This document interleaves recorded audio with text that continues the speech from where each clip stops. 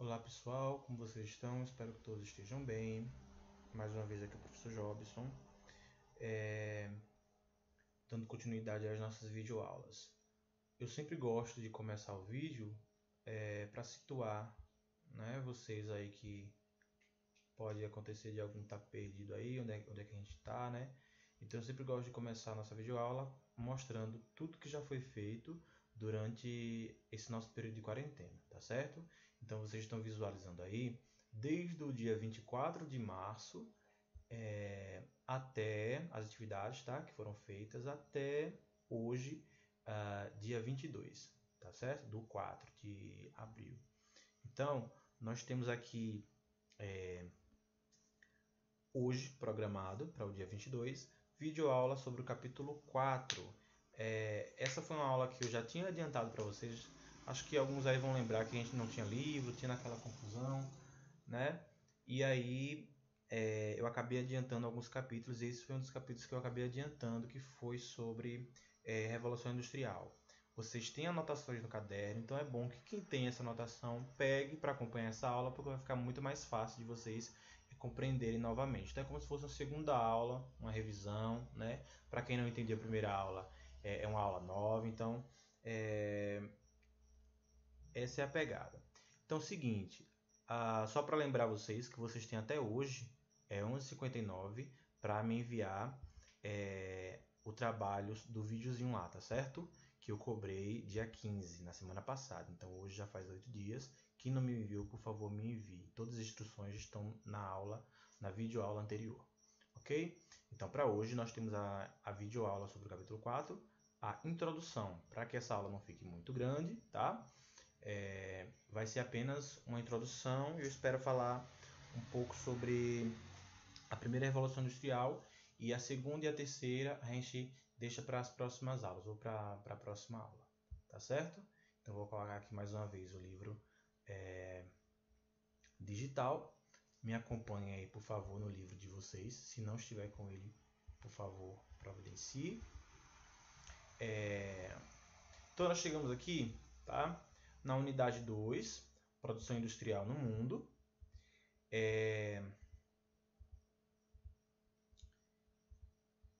E no capítulo 4, origem e desenvolvimento da indústria, ok? Então o que é que a gente precisa saber aí de início, tá? Onde que aconteciam as primeiras indústrias, né? Onde que se localizava, como é que surgiram as primeiras indústrias, em que contexto histórico. Tem muito a ver com história aqui, tá? Então, nessa primeira fase da indústria, né, a indústria ela vai surgir no Reino Unido, mais especificamente na Inglaterra, final do século XVIII, início do século XIX, ok? Lembrando que nesse período aqui, o continente americano havia várias colônias, tanto inglesas quanto portuguesas, francesas, espanholas. Algumas já estavam conseguindo as suas independências. Então é nesse contexto histórico mundial, né, que as primeiras indústrias vão começar a se consolidar, a surgir na Inglaterra, ok? Muito por consequência, a gente vai ver na próxima página já, mas muito por consequência do acúmulo de capital proveniente do processo de colonização. Então, a Inglaterra foi um grande colonizador, né? Então, por conta dessa fortuna, dessas ouros, pratas, bronzes, todos esses metais preciosos, esses produtos preciosos que eles conseguiram nas suas colônias, eles conseguiram acumular muito dinheiro, muito capital. E com esse acúmulo, com esse excesso, né, eles investiram em técnicas, em tecnologias que favorecessem a transformação desses produtos primários, digamos assim, né, dessas matérias-primas. Então, muita matéria-prima. O que é que eu vou fazer com essa matéria-prima? Preciso transformar o ouro em barras de ouro ou em joias, né? Se eu tenho pau-brasil, se eu tenho cana de açúcar, naquele período era muito comum, eu preciso de uma refinaria para transformar essa cana de açúcar em açúcar, né? Ou em outros produtos como a cachaça, enfim. Então a indústria ela surge nesse contexto, para transformar essa matéria-prima que era usurpada, roubada das suas colônias. Ok? Então o que a gente pode destacar mais aí nessa primeira parte? Atualmente, isso é interessante.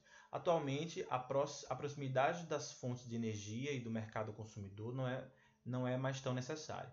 Então, ele fala aqui sobre a localização das indústrias. Inicialmente, as primeiras indústrias elas se localizavam em zonas urbanas, tá?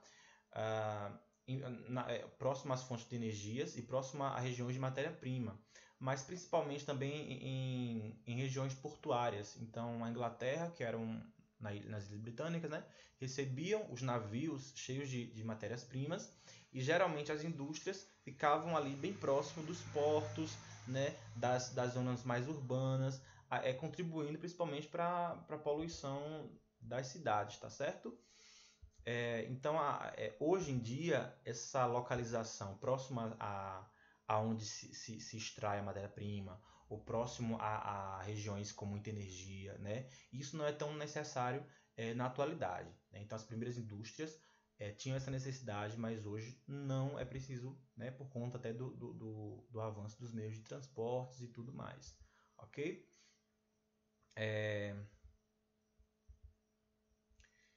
Seguindo aqui, a gente tem uma imagem para a gente analisar, tá certo? Sobre mulheres trabalhando em indústria têxtil de algodão na Espanha, início do século XX. Interessante também, as primeiras indústrias e fábricas, elas vão ser mais de indústria têxtil e indústria de transformação de carvão mineral, tá? Que vai ser as termoelétricas. Então, vão ser as primeiras indústrias aí especializadas nesses produtos, nesses setores. Esse textinho, eu não vou ler obviamente, né? Vocês podem conferir aí, mas ele vai falar a diferença entre indústria e fábrica. Então, conheça no texto a seguir uma definição de indústria e fábrica. Então, bem resumidamente, para vocês entenderem a diferença, né? Indústria é um conjunto de atividades produtivas que se caracterizam pela transformação de matérias-primas de modo manual ou com auxílio de máquinas e ferramentas. Então, a parte, quem lembra da outra aula vai lembrar do que eu vou dizer agora. É a diferença que já eu vou explicar novamente. A diferença entre manufatura, né, artesanato e fábrica. Mas, enfim, a indústria ela envolve a manufatura, né, que é a produção manual, o artesanato, né, e principalmente o foco é na transformação da matéria-prima em produtos industrializados, digamos assim, mas produtos transformados, tá? Principalmente para o comércio, para a venda, para a troca, enfim, mas principalmente para a venda. A fábrica ela é mais específica. A fábrica ela tem a ver principalmente com o maquinário, tá? Então, ou seja, um conjunto industrial constituído de instalações, equipamentos e trabalhadores voltados para a transformação de matérias-primas, principalmente na parte de trabalhadores especializados, ou seja, você entorta a porca, você parafusa, você prega, você lustra, você finaliza. Então, esses setores, né? Essa divisão em setor e principalmente o homem utilizando a máquina e a máquina substituindo vários homens, né, na transformação daquele produto, e isso se caracteriza como fábrica, ok? Para vocês se aprofundarem mais nessa definição, vocês podem ler esse textinho, tá certo? Mas basicamente é isso. A indústria ela engloba a fábrica, ela engloba o trabalho da manufatura, do artesanato, e a fábrica ela é aquele conjunto de instalações e de equipamentos administrados ou comandados por pessoas.